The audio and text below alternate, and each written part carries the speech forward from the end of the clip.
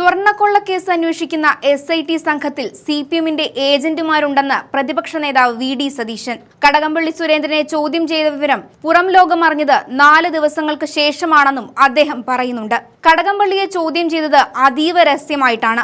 അടൂർ പ്രകാശ് SITക്ക് മുന്നിൽ ഹാജരായ ഉടൻ SITയിലെ CPM ഏജന്റുമാർ വിവരം ചോർത്തിക്കൊടുക്കുകയായിരുന്നുവെന്നും സതീശൻ തുറന്നടിക്കുന്നു.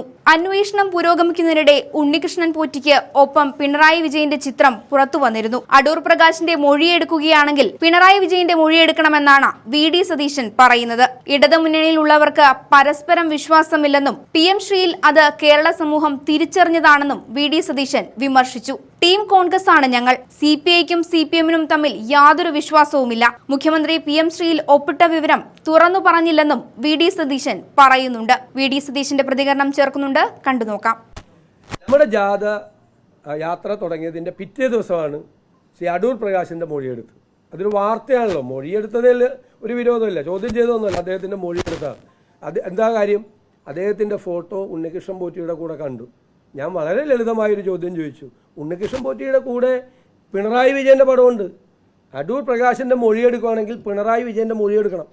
എന്താ സംശയം? അതായത് ഇയാൾ കള്ളനാണ്, കൊള്ളക്കാരനാണ് എന്ന് അറിയുന്നതിന് മുമ്പുള്ള ചിത്രമാണ്. അയാൾ എത്രയോ ആളുകളുടെ കൂടെ ചിത്രം എടുത്താണ്. ഇദ്ദേഹം MP ആയിരിക്കുന്ന നാട്ടിലെ ആളാണ് അദ്ദേഹം.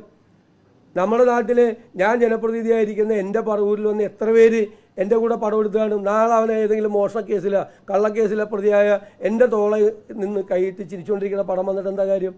ഫോട്ടോ ഉള്ളതിൻ്റെ പേരിലാണ് അടൂർ പ്രകാശിൻ്റെ മൊഴിയെടുത്തതെങ്കിൽ പിണറായി വിജയൻ്റെ മൊഴിയും കൂടി എടുക്കണം. എന്താണ് ഈ ഉണ്ണികൃഷ്ണൻ പോറ്റിയായിട്ടുള്ള ബന്ധമെന്ന്. ഇനി എന്നിട്ട് 2017 കാര്യം, ഒരു കാര്യം കൂടി ഞാൻ പറയാം.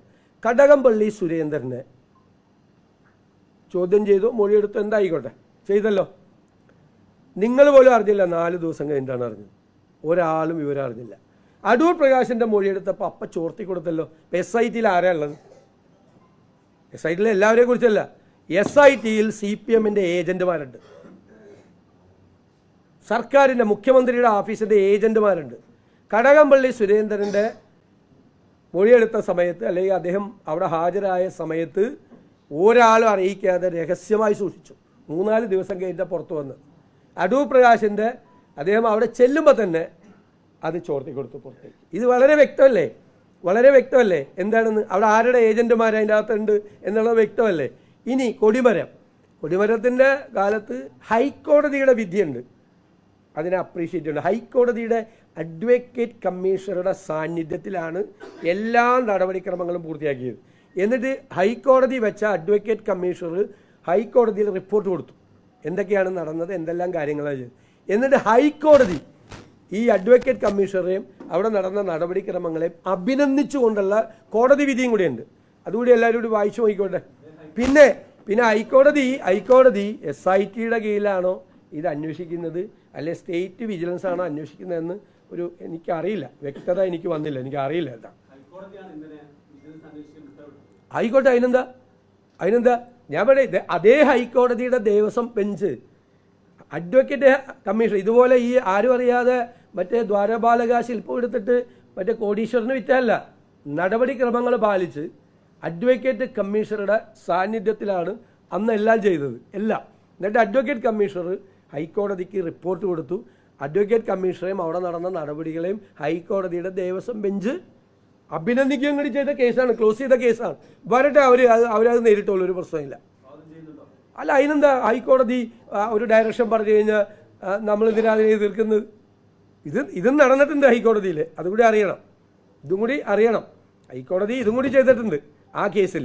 അല്ലാതെ ആരോരും അറിയാതെ ഹൈക്കോടതി മാനുവൽ ലംഘിച്ച് ഇതെടുത്തുകൊണ്ട് വേറെ പോയി കോടീശ്വരർ വിറ്റ് പിന്നെ വേറൊരു വ്യാജ ചെമ്പുണ്ടാക്കി അതുകൊണ്ട് അവിടെ കൊണ്ട് വെച്ചതല്ലത് ഈ കേസ്. പറഞ്ഞോ.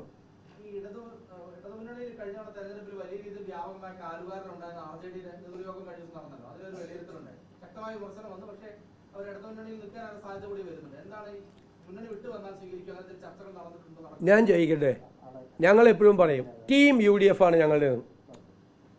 ടീം UDF ഞങ്ങളുടെ.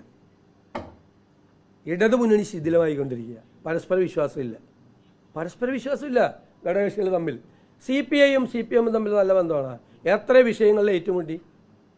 PM ശ്രീ പദ്ധതിയിൽ ഒപ്പിട്ട് മന്ത്രിസഭാ യോഗത്തിൽ വന്നിരുന്നിട്ട് CPI വാദിക്കുക ഒപ്പിടരുതെന്ന്. ഈ മുഖ്യമന്ത്രിയും വിദ്യാഭ്യാസ മന്ത്രിയും മിണ്ടാതിരുന്നു. മന്ത്രിസഭാ യോഗത്തിൽ ഒപ്പിട്ട കാര്യം പറഞ്ഞില്ല. അപ്പോൾ അവരെ വിശ്വാസത്തിലെടുക്കുന്നില്ല. കേരളത്തിൽ ഒരു മുഖ്യമന്ത്രിയും ചെയ്തിട്ടില്ല ഈ പരിപാടി. അതായത് ഒരു പേപ്പറിൽ ഒപ്പിട്ട് വന്നിട്ട് ഇവർ ഒപ്പിടരുതെന്ന് പറയുകയാണ്. എടോ ഞങ്ങൾ ഒപ്പിട്ടിട്ടാണ് വന്നേക്കണത് എന്നെങ്കിലും പറയണ്ടേ? അതുപോലും ചെയ്തിട്ടില്ല. CPI CPM ബന്ധം അതാണ്.